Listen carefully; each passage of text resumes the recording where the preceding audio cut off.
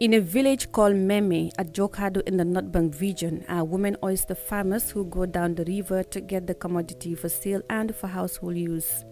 Oyster, commonly known as yohos in the Wolof dialect, is the common name for several different families of saltwater beaver molluscs that live in marine or brackish habitats.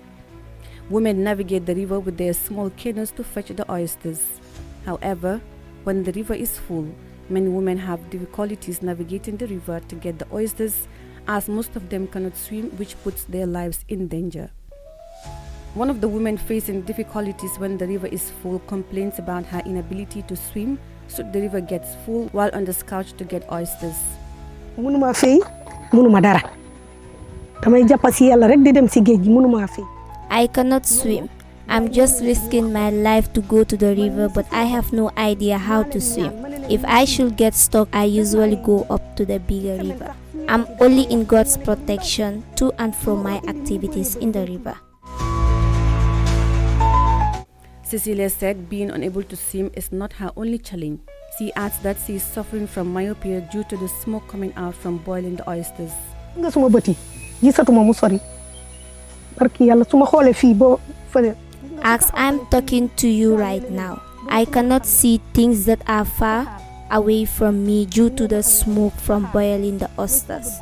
I cannot tell you the person standing over there due to the smoke which has affected my eyes greatly. This woman, who has been in the business for over 30 years now, wakes up as early as 3 a.m. daily to go to the river and fetch the oysters. She said she spends almost 10 hours daily from 3 a.m. to 6 p.m. inside the river to look for oysters to prepare and sell for the upkeep of her family. Cecilia laments the hurdles she went through to get the oysters to pay less when she should account for a month's sales. Suma amé 5,000 ma sante Yalla bu baaxa baax. I will thank God if I could gain $5,000 monthly. This is tough for me sometimes. Even providing transportation for my kids to go to school is a problem. I sometimes wake up at 3 a.m. to go to the river and return around 5 to 6 p.m. from morning to evening. I had to do this despite the challenges because it is the only source of income to fend for my family.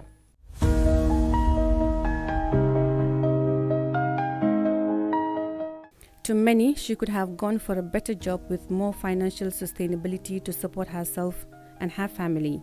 However, Cecilia, who is a mother of 5, said that lack of education for a better job prompted her to go in for the oyster business to support herself and her family.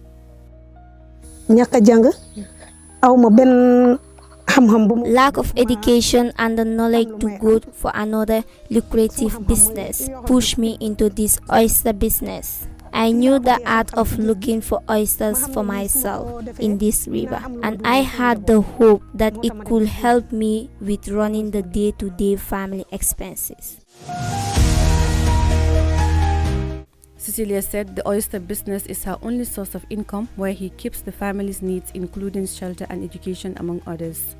Man si geej gi ni fofu la fiyale suma doomi school. This is where I sponsor the education of my kids. My lunch, dinner, and everything is from the income I gain through this river. The river, for me, is my greatest source of income, and it is helping me with my upkeep. Fortunately for Cecilia and others engaged in the oyster business, the Food and Agriculture Organization under the United Nations has intervened with a project called Fish for ACP, which seeks to enhance the productivity and competitiveness of fisheries and aquaculture value chains. The project trains 60 personnel on how to navigate the river, as well as supporting an oyster farm in the river. Cecilia expresses gratitude for FAO's gesture and describes the UN body's intervention as fortunate. Am naa ci yokkute bu baaxa baaxa baaxa baax ndaxte maa ngi ni yoxos jeex na si géej gi. We are happy, honestly. We give thanks to them because since they came here, a lot of things have changed. As you can see, the oysters in the river are finished, but they provide an oyster farm for us. Very soon we will go and bring out the oysters.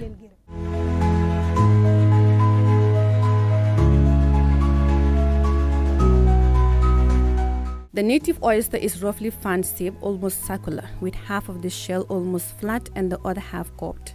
The shell of the oyster is deeply cupped, rough, and more elongated. Smoked oysters are steamed for 20 to 30 minutes, after which the meats are removed, cooled, and washed. In the Gambia, the boiled oyster is used to make stew or added to many of our delicacies. The shell of the oyster is also used to make whitewash paint. The shells are put out to dry and later grinded into a fine white powder. Health-wise, there are lots of benefits which include aiding in weight loss, increasing bone strength, improving heart health, and promoting healthy growth. For Citizens Network Gambia, I am Mariama Cham.